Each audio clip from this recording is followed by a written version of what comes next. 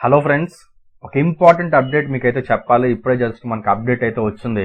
So ఇమీడియట్గా ఈ update ఎలాగన్నా సరే మీ అందరితో షేర్ చేసుకోవాలి అని చెప్పేసి ఈ వీడియో అయితే చేస్తున్నాను అనమాట. సో ఇక్కడ మీరు చూడొచ్చు, పబ్లిక్ నోటీసెస్ అని చెప్పి మనకు కొన్ని రిలీజ్ అయినాయి. ఒకటి ఎన్సీసీ క్యాండిడేట్స్కి, ఇంకోటి ఎస్వియుసిఎస్ఎస్కి. ఫస్ట్ ఎన్సీసీ క్యాండిడేట్స్ వాళ్ళకి నోటిఫికేషన్ ఏంటో చూసేద్దాము. సో ఇక్కడ మీరు చూసినట్టయితే ఎవరైతే ఎన్సీసీ క్యాండిడేట్స్ ఉన్నారో మీ సర్టిఫికెట్స్ అన్నీ కూడా ఏవైతే అథారిటీస్ ఉన్నాయో వాళ్ళకైతే వెరిఫికేషన్కి అయితే పంపించారంట. బట్ ఇప్పుడు వచ్చి వాళ్ళ దగ్గర నుంచి ఏదైతే రెస్పాన్స్ ఉందో ఇంకా ఫైనలైజ్ అవ్వలేదంట. సో అందుకని చెప్పి మీ అందరికీ కూడా మీ ఎన్సీసీ స్టేటస్లో నో అని చెప్పేసి అయితే ప్రస్తుతానికి ఉంటుంది. అండ్ వన్స్ ఏదైతే వెరిఫికేషన్ ఉందో అది కంప్లీట్ అయిపోయిన తర్వాత ఎస్ అని చెప్పి ఆటోమేటిక్గా వస్తుంది. సో మీరు ఎవరు కూడా కంగారు పడాల్సిన అవసరం లేదని అయితే క్లియర్ కట్గా ఒక నోటీస్ అయితే రిలీజ్ చేయడం జరిగింది. ఓకేనా? సో ఇది ఎన్సీసీ క్యాండిడేట్స్ చాలా మంది అడుగుతున్నారండి, మాకు స్టేటస్లో నో అని ఉంది, ఏం చేయాలి అని చెప్పి. సో మీరు ఎవరు కూడా కంగారు పడాల్సిన అవసరం అయితే లేదండి. సో మీ సర్టిఫికేట్స్ అయితే జెన్యూన్నెస్ గురించి ఆల్రెడీ వెరిఫికేషన్కి అయితే పంపించారు. అండ్ వన్స్ వెరిఫికేషన్ అనేది కంప్లీట్ అయిపోయినట్టయితే మీ ఎన్సీసీ అథారిటీస్ నుంచి ఇమీడియట్గా ఎస్ అని చెప్పేసి వచ్చేస్తుంది. అండ్ నెక్స్ట్ ఇంపార్టెంట్ అప్డేట్ వచ్చేసి రిగార్డింగ్ ఫీ రీఎంబర్స్మెంట్ అండి.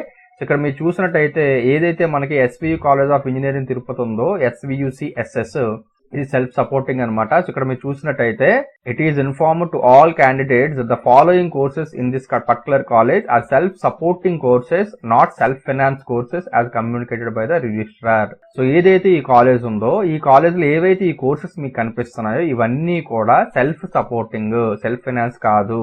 సో ఎవరైతే ఈ పర్టికులర్ కాలేజ్లో ఈ కోర్సెస్లో జాయిన్ అవుతారో ఇక్కడ మీరు చూసినట్టయితే it is informed that there is no fee reimbursement for the following self supporting courses as per the decision taken by the university.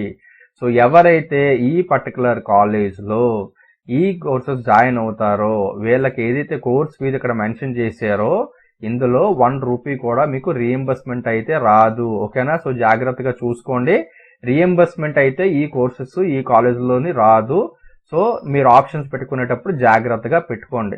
And ఇంకొకటి, దీని తాలూకా ఫీజు మీరు చూసినట్టయితే 1,49,940, అంటే సింపుల్గా చెప్పాలంటే 1,50,000 ఫీజు పర్ ఇయర్ అనమాట. ఓకేనా?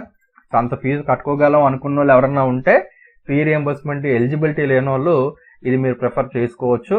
లేదనుకుంటే మనకి ఫీ రీఎంబర్స్మెంట్ ఎలిజిబిలిటీ ఉన్నది అంటే మాత్రం నెంబర్ ఆఫ్ కాలేజెస్ ఉన్నాయి కాబట్టి అవి చూస్ చేసుకోండి.